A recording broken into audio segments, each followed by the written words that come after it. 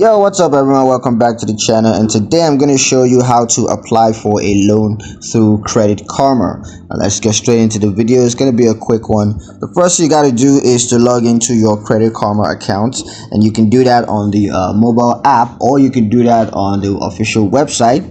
And then once you're logged in, just click on the loans tab. Next, you want to select the loan that you want to apply for, and then you got to review the loan terms and conditions. Once that's done and you're sure what you're doing, just click on the apply now button.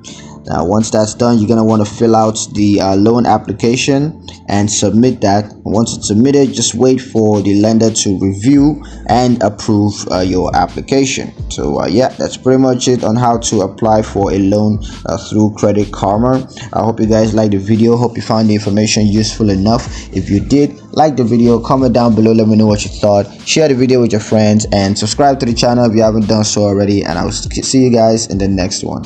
Peace.